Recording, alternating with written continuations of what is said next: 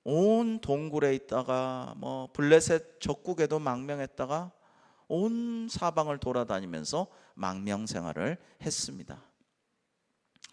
근데 사울을 죽일 기회가 2번이나 있었거든요. 이제 동굴에 숨어 있는데 사울이 용변을 보려고 동굴로 들어왔어요, 혼자. 그래서 창의 명수였던 사울이었지만은 아무도 없는 줄 알고 이제 바지를 내리고 용변을 보고 있어요. 바로 다윗의 곁에서. 다윗이 손만 뻗으면 죽일 수가 있었어요. 주변에서도 빨리 죽여 저를 위해 빨리 죽여 그러고 있었어요. 근데 다윗이 죽이지 않았죠. 2번이나. 하나님께서 기름 부어 세우신 왕을 내가 어떻게 죽일까? 하나님이 기름 부어서 안수하여 세운 이 왕을 내가 어떻게 죽일 수가 있겠느냐? 하나님이 심판하시겠지. 하나님께 맡깁니다. 그러면서 죽이지를 않았어요.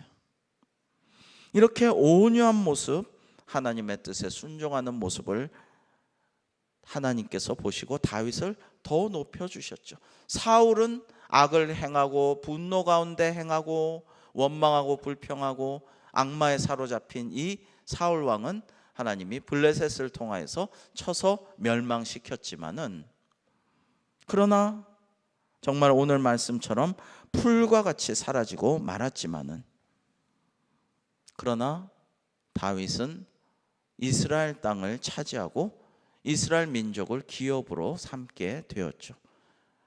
오늘 시편 37편 9절의 말씀이 그대로 이루어져요. 진실로 악을 행하는 자들은 끊어질 것이나 여호와를 소망하는 자들은 땅을 차지하리로다. 그대로 이루어지게 된다라는 것입니다. 셋째로, 온유한 사람은 분을 그치고 노를 버리는 사람이에요.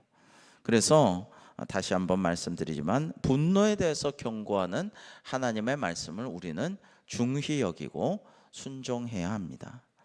에베소서 4장 26절에서 27절의 말씀 우리 함께 읽어보실까요? 시작. 분을 내어도 죄를 짓지 말며 해가 지도록 분을 품지 말고 마귀에게 틈을 주지 말라. 아멘. 여러분, 화가 나도 해가 지도록 그 분을 품고 자지 말라고 그래요. 그날 다 잊어버리고 해소하고 용서하고 새날을 맞이하라고 말씀하십니다. 왜냐하면 그렇게 하지 않으면 마귀에게 틈을 내어주기 때문입니다. 잠언 16장 32절도 같이 한번 읽어보실까요? 시작. 노하기를 더디하는 자는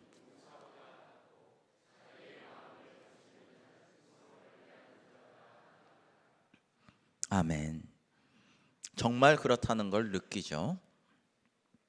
잠언 29장 22절 23절에는 이렇게 말씀하십니다. 같이 읽겠습니다. 시작. 노하는 자는 다툼을 일으키고 성내는 자는 범죄함이 많으니라. 사람이 교만하면 낮아지게 되겠고 마음이 겸손하면 영예를 얻으리라. 아멘. 여러분, 대부분의 범죄나 다툼은 일시적인 분노가 터져서 이루어진 것이라고 합니다. 그리고 들어보니까요, 살인의 대부분은 뭐 연쇄살인마도 있고 많은 계획적인 살인이 영화 같은 데 보면 막 짜가지고 하는 살인이 많지만은 실제 계획적인 살인은 극히 일부분이래요. 대부분이 충동적으로 우발적으로 내가 그러려고 한 게 아닌데 라고 하면서 갑자기 일어나는 살인이 거의 대부분이라고 합니다. 성경의 최초의 살인자가 가인이죠. 하나님이 아벨의 제사만 받고 자기 제사를 받지 않으니까 얼굴이 울그락불그락 하니까 하나님이 야, 죄가 네 문 앞에 엎드릴지라도 네 발 앞에 엎드린 죄를 너는 다스려라. 네가 얼굴이 울그락불그락한 게 웬일이냐? 네가 죄를 지었으므로 내가 예물을 이것을 순결하지 않다고 안 받은 것 아니냐? 네가 죄를 다스리고 예물을 나에게 바치면 내가 받지 않겠느냐? 이렇게 달랬어요. 하나님께서 달래셨는데도 가인은 분노를 못 참고 그 길로 아벨을 가서 쳐 죽입니다. 끔찍하죠. 그런데 가인은 어떻게 됩니까? 그렇게 됨으로써 그 땅에서 쫓겨나서 방랑자로 떠돌게 됩니다. 온유하지 않은 자는 하나님이 땅을 주시지 않고 떠돌이가 되게 하시는 거죠.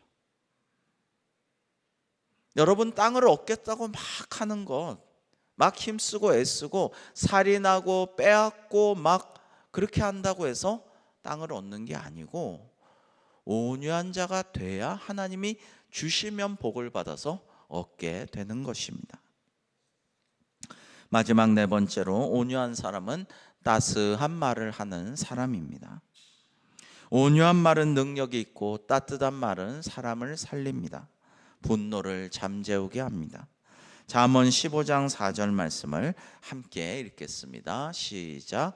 온순한 혀는 곧 생명나무지만 패역한 혀는 마음을 상하게 하느니라. 아멘. 또 잠언 15장 1절 말씀도 함께 읽겠습니다. 유순한 대답은 분노를 쉬게 하여도 과격한 말은 노를 격동하느니라. 아멘. 여러분, 따뜻한 말은 듣는 사람의 마음을 풀어지게 하고 무장을 해제시키지만, 그리고 귀를 열어서 그 말을 잘 듣게 하지만, 따뜻한 말은 언제든지 당신이 원하는 대로 상대방을 설득하게 하는 힘을 갖는다라고 이야기되지만, 그러나 과격한 말은 오히려 화를 북돋우게 되는 것이죠. 그래서 결국에는 온유한 사람이 지는 것 같아도 이기게 되는 것입니다. 사랑하는 성도 여러분, 온유한 사람이 땅을 차지합니다. 실은 땅을 기업으로 유산으로 물려받는다는 것은 문자적인 땅만을 의미하는 것은 아닙니다. 더 나아가서 온유한 사람에게 주시는 하늘의 상급, 장차 받을 천국, 기업으로 받을 하나님의 모든 상급, 이런 것들을 다 포괄하고 있죠. 애굽에서 해방된 이스라엘 백성들이 광야를 지나 젖과 꿀이 흐르는 가나안 땅을 기업으로 받게 된 것처럼, 이 땅은 하나님 뜻대로 사는 자가, 온유하게 된 자가 장차 기업으로 받을 모든 복과 천국을 의미하는 것입니다. 그러므로 사랑하는 성도 여러분, 우리 모두 온유한 자가 되어 하나님께 순종함으로 하나님이 이미 주시려고 예비하고 계신 복을 누림으로 땅과 기업과 천국의 상급을 누리는 저와 여러분 될 수 있기를 주님의 이름으로 축복합니다.